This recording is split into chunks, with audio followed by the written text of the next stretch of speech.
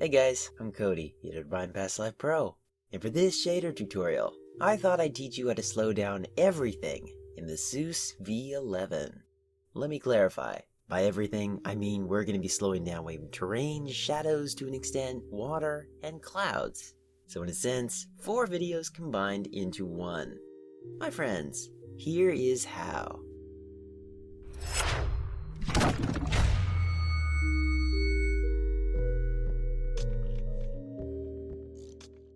First, have the SEUS V11 unzipped and ready to work with on the desktop. Access the folder, and access the shaders folder. To start things off, I'll be showing you how to slow down waving terrain. Locate gbuffers_terrain.vsh. Open it up.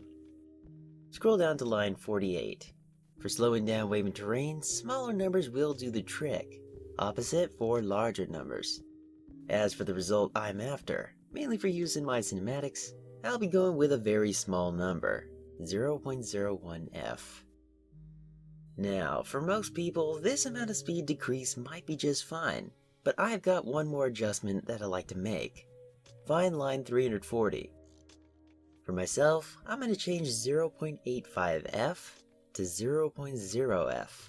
What I did was I sort of removed the almost sporadic breeze effect, this being from specifically the grass. It's a little hard to explain, but I'd say this sort of takes away any chance for any out-of-the-ordinary grass movements. You can make this change if you'd like, but I just thought it was worth mentioning. Save and exit.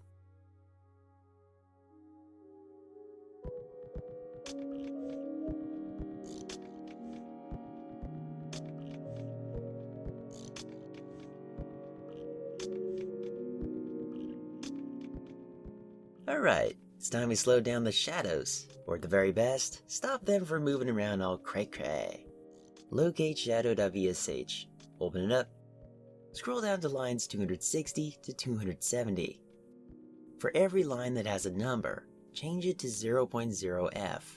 Think of this as a way to settle the grass movement down, since up in terrain.vsh, we have the grass itself moving quite slowly. The two will definitely be out of sync, but I've used this method for over a year now for cinematics with the SEUS V10.2, and I've had no real annoyances with it. Line 240. Similar to the change we made back in terrain.vsh, this will also get rid of the sporadic grass movements, this time for shadows. For myself, I'm going to be changing 0.85f to 0.0f, just like before. Lines 294 and 314. In terms of leaf shadows in the SEUS V11, they also have their own sway, which is supposed to go along with the leaves themselves. Since the real thing is slowed down in the terrain.vsh, our mission is to slow down the shadows as well. In this case, larger numbers will slow down the movement, and vice versa for smaller numbers. For myself, I've decided it's best to simply add a 10 to the beginning of each. Same as before with the grass shadows, these leaf shadows are very likely out of sync as well. For my cinematic needs, I really don't mind at all. At least compared to what would have been if I just blew this off altogether. Wouldn't want to do that, that would be quite fast and sped up glitchiness. Save and exit.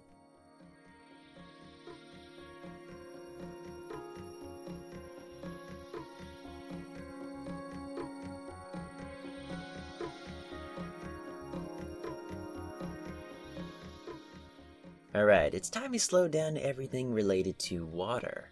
Locate gbuffers_water.fsh and open it up. Scroll down to line 43.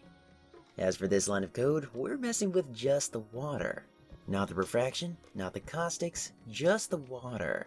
We'll be getting to those ones after this. Smaller numbers slow down the water, whereas larger numbers speed it up. For myself and my needs, I'm going with instead 0.01f. Save and exit. Access composite2.fsh. Lines 81 and 1467. We'll start with 1467, so scroll down to that one. From what I have tested, the animation speed setting on line 81 and the float speed setting on line 1467 might be exactly the same. Maybe. However, I've opted to keep them both at 0.01f to maximize slowness. You know, perhaps there's two different types of refraction that I'm slowing down. Big maybe, but I just thought both of these were worth mentioning. Don't know what refraction is? Think of it as the waviness that you can see from above the water. Save and exit. Access composite.fsh. Scroll way down to line 901. To slow down the caustics in the water, this code piece is where you're supposed to be. Smaller numbers slow down the caustics, and larger numbers? Well, I'm sure you get the idea.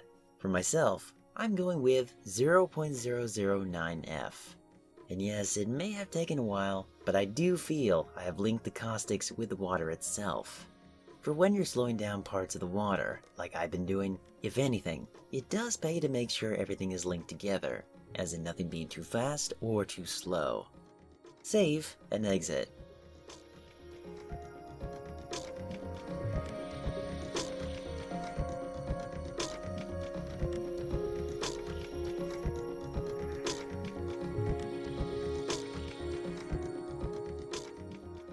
Lastly, it's time we slow down the 2D and the supposed volumetric clouds.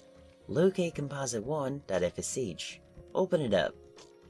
Scroll way down to line 1680. To slow down the 2D clouds, by now I'm sure you get the gist of it. Smaller numbers decrease the speed, larger numbers the opposite. For myself, I'm going with a speed of 0.09F. Let's get the last one taken care of. Line 1790.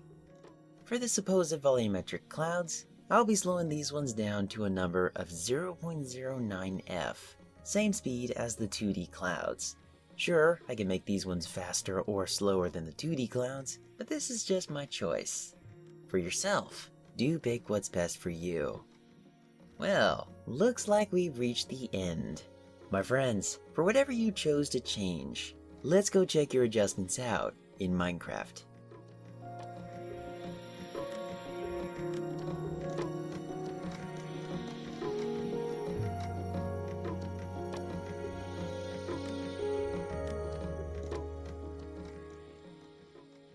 If this SEUS V11 tutorial was of any use to you, then do hit that like button. And before you go, don't forget to check out my channel for some more Minecraft tutorials, some pro quality cinematics, and a bunch of other videos you shouldn't miss. Anyways, I'm Cody, and this is Past Life Pro, where creativity is always a part of my life, as it will be for yours.